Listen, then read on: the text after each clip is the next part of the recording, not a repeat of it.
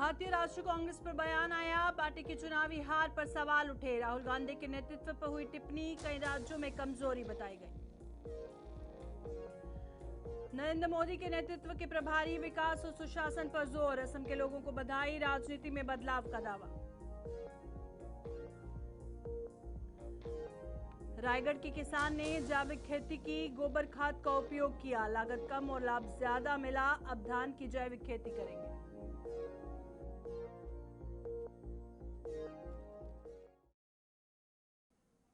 नमस्कार, छत्तीसगढ़ का ये बुलेटिन देख रहे हैं आप और मैं हूं प्रियंका गुप्ता आपके साथ। तो चलिए शुरुआत करते हैं खबरों की।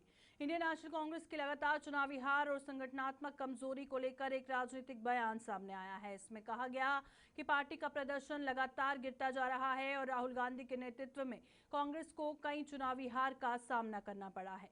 बयान में दावा किया गया कि छत्तीसगढ़, पश्चिम बंगाल और उत्तर प्रदेश जैसे बड़े राज्यों में पार्टी की स्थिति कमजोर है। कहा गया है कि कांग्रेस घटते क्रम पर है और आगे भी कमजोर हो सकती है। राजनीतिक विश्लेषकों के अनुसार संगठनात्मक मजबूती की कमी और स्थानीय नेतृत्व का अभाव इसकी बड़ी वजह माना जा रहा है। देखिए, कांग्रेस लगातार कमजोर होती जा रही है। राहुल गांधी के नेतृत्व में 99 चुनाव हार चुकी है। छत्तीसगढ़ में लगातार हार रही है और पश्चिम बंगाल जैसा बड़ा राज्य, वहां कांग्रेस की क्या ताकत है। 2 सीटों पर जीते हैं, कभी उनकी सरकार हुआ करती थी। उत्तर प्रदेश में क्या हालात होते हैं। बड़े बड़े राज्यों में आज कहां है कांग्रेस। तो कांग्रेस का कुछ होना नहीं है। घटते क्रम पे चल रही है कांग्रेस, समाप्ति की ओर। दिए गए बयान में नरेंद्र मोदी के नेतृत्व में देश की राजनीति में बड़े बदलाव का दावा किया गया है। इसमें कहा गया है कि अब जनता के विकास और सुशासन को प्राथमिकता दी जा रही है। पश्चिम बंगाल और असम की जनता की पसंदीदा पार्टी को वहां के लोगों ने बधाई दी। बयान में कहा गया कि पश्चिम बंगाल में सबसे पहले विकास बाधित हुआ था, उद्योग प्रभावित हुए थे और तुष्टीकरण की राजनीति हावी हो गई थी, लेकिन अब वहां नए विकास का दौर शुरू हो गया है। दोनों राज्यों की जनता का समर्थन भी मिला। देश में नरेंद्र मोदी जी के नेतृत्व में सरकार बनने के बाद देश की राजनीति में एक बड़ा परिवर्तन आया है। आज हर राज्य की जनता को विकास चाहिए, सुशासन चाहिए और वही आसाम की जनता ने भी पसंद किया, वही पश्चिम बंगाल की जनता ने भी पसंद किया। पश्चिम बंगाल के लोगों ने जो जनादेश दिया है, पश्चिम बंगाल में एक नया सवेरा हुआ है। जिस प्रकार से वहां का विकास अवरुद्ध हुआ था, उद्योग चौपट हुए थे, नीचे तक। रायगढ़ के लैलूंगा विकासखंड के किसान डोल नारायण पटेल ने जैविक खेती से बेहतर मुनाफे की मिसाल पेश की है। उन्होंने 75 डिसमिल जमीन पर मिर्च की जैविक खेती पर कर 15 दिनों की तुड़ाई में लगभग 75,000 रुपए की बिक्री की। रासायनिक खादों की बजाय गोबर खाद और वैज्ञानिक सिंचाई अपनाने से लागत कम रही और उत्पादन अच्छा मिला। उनकी सफलता से अन्य किसान भी प्रेरित हो रहे हैं। अब डोल नारायण 4 एकड़ में खुशबूदार जवा फूल धान की जैविक खेती की तैयारी कर रहे हैं, जिससे वे टिकाऊ और लाभकारी खेती को आगे बढ़ाना चाहते हैं।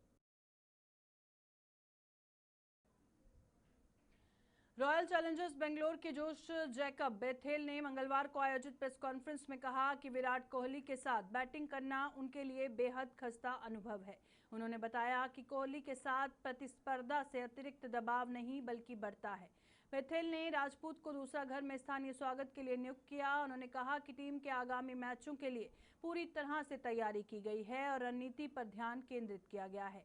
मुंबई इंडियंस के खिलाफ को लेकर सकारात्मक रणनीति और पिछले प्रदर्शन को लेकर दोहरी बात कही।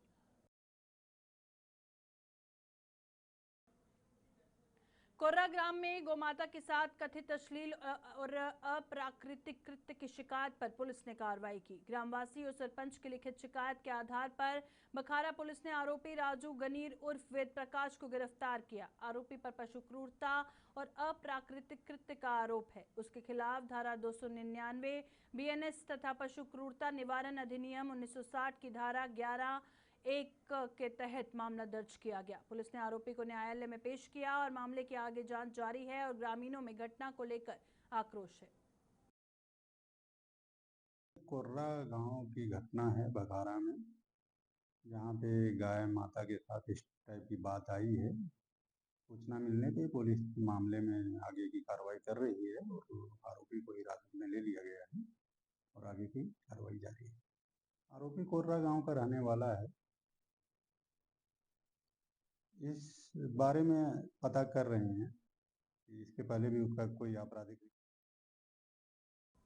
बलौदा बाजार में कलेक्टर कुलदीप शर्मा ने ग्राम मुंडा और वार्ड 19 में डिजिटल जनगणना कार्य का निरीक्षण किया। उन्होंने 2026 की जनगणना के प्रथम चरण के तहत मकान सूचीकरण प्रक्रिया का जायजा लिया और स्वयं एक घर में डिजिटल गणना पूरी की।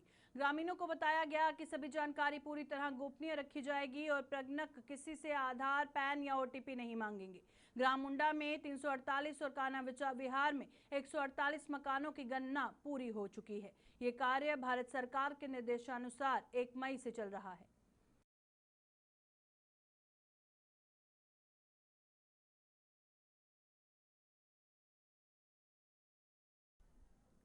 रायपुर के गायत्री नगर स्थित श्री जगन्नाथ मंदिर में हरिनाम संकीर्तन नाम यज्ञ का आयोजन किया गया, जिसमें विष्णु देसाई शामिल हुए। उन्होंने भगवान जगन्नाथ, बलभद्र और देवी सुभद्रा की विधि विधान से पूजा अर्चना कर प्रदेश की सुख समृद्धि की कामना की।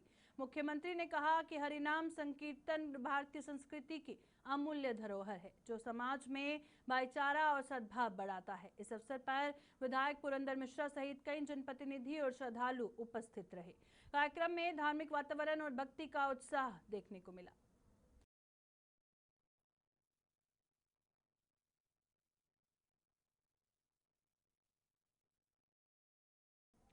रायपुर के मैग्नेटो मॉल की पार्किंग में 9 मई को कार टकराने के बाद विवाद और मारपीट का मामला सामने आया। खरोरा थाना क्षेत्र की शिक्षिका ने एफआईआर में आरोप लगाया कि बोलेरो और दूसरी कार की हल्की टक्कर के बाद कुछ लोगों ने गाली गलौज, मुक्कों से मारपीट और हॉकी स्टिक से धमकी दी। इस घटना में गोपेश साहू के पैर में और उनके बेटे अरमान के हाथ में चोट आई। पुलिस ने मामला दर्ज कर जांच शुरू कर दी।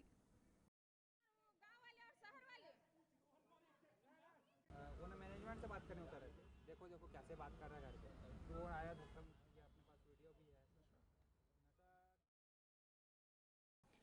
रॉयल चैलेंजर्स बेंगलोर के जेकब बेथेल ने मंगलवार को आयोजित प्रेस कॉन्फ्रेंस में कहा कि उन्होंने विराट कोहली के साथ मिलकर उनके सम्मान की बात कही।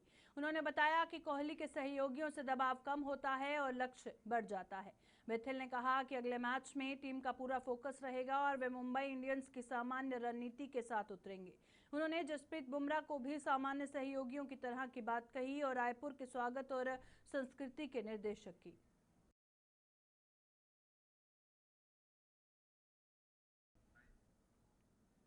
राजनांदगांव के लालबाग थाना क्षेत्र में पुलिस ने अवैध शराब के खिलाफ कार्रवाई की। आरोपी दिनेश मरकाम को 35 पौवा देसी शराब के साथ गिरफ्तार किया गया।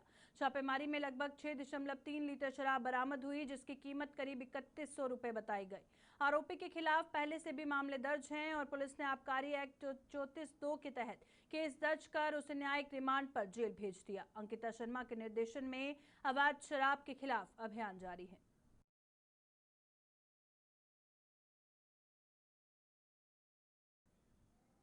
रायपुर के गायत्री नगर स्थित जगन्नाथ मंदिर में हरिनाम संकीर्तन नाम यज्ञ का आयोजन हुआ, जिसमें विष्णु देसाई शामिल हुए। उन्होंने भगवान जगन्नाथ, बलभद्र और सुभद्रा की विधि विधान से पूजा कर प्रदेश की सुख समृद्धि की कामना की।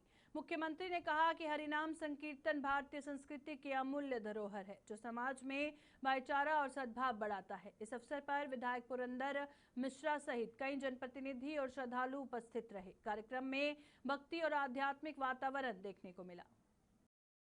आज बड़ा सौभाग्य का विषय है कि जगन्नाथ महाप्रभु के मंदिर परिसर में अश्वहरी अखंड हरि कीर्तन नाम यज्ञ का आयोजन हुआ है और हमारे रायपुर उत्तर के विधायक श्री पुरंदर मिश्रा जी द्वारा ये आयोजित है।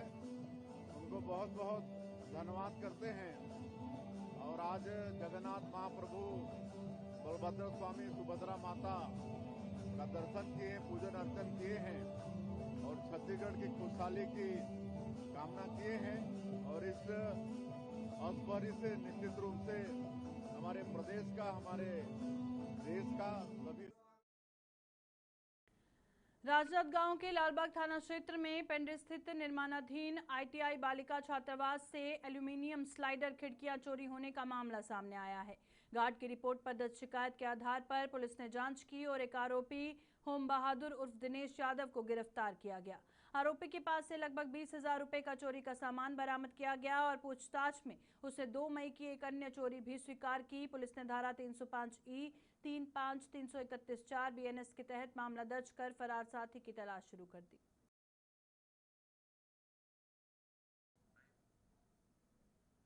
छत्तीसगढ़ के इस बुलेटिन में फिलहाल इतना ही। दीजिए इजाजत। नमस्कार।